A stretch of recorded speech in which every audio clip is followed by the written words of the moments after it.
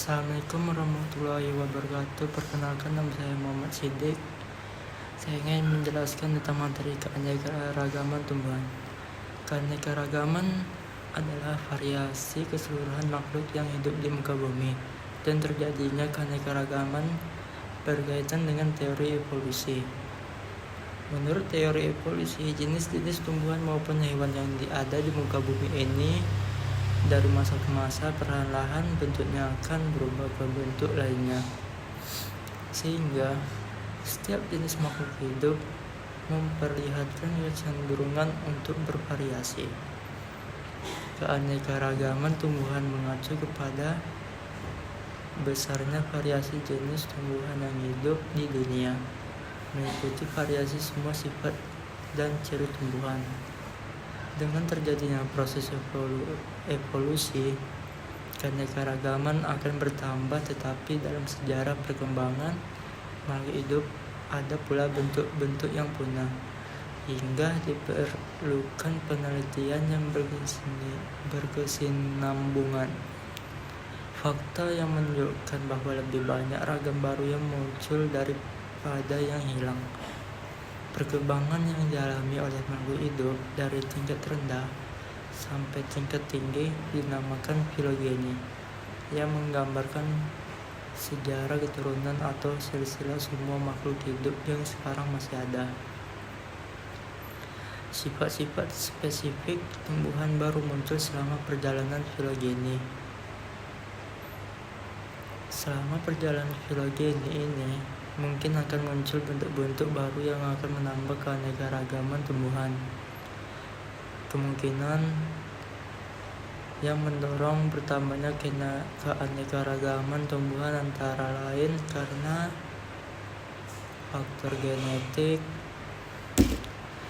faktor mutasi, adaptasi, dan kompetisi.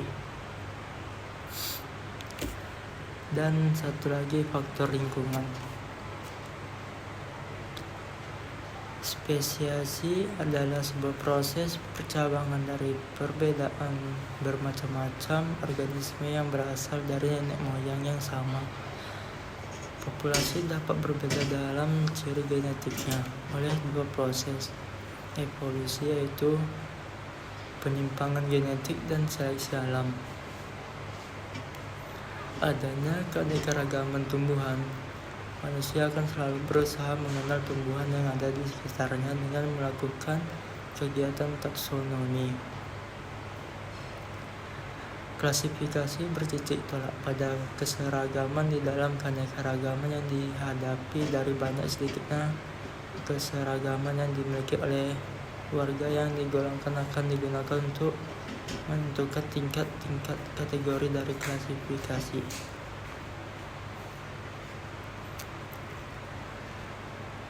Taksonomi adalah ilmu yang mempelajari identifikasi tanaman dan klasifikasi, dan apabila terbatas pada tumbuhan sering disebut botani sistematika.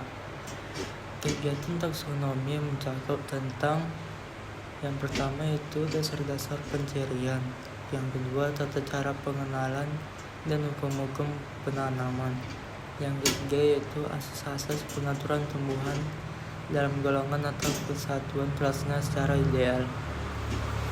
Botani sistematika meliputi 4 macam kegiatan, yaitu pengenalan, pertelaan, penggolongan, dan pengkajian hubungan kekerabatan serta keanekaragaman.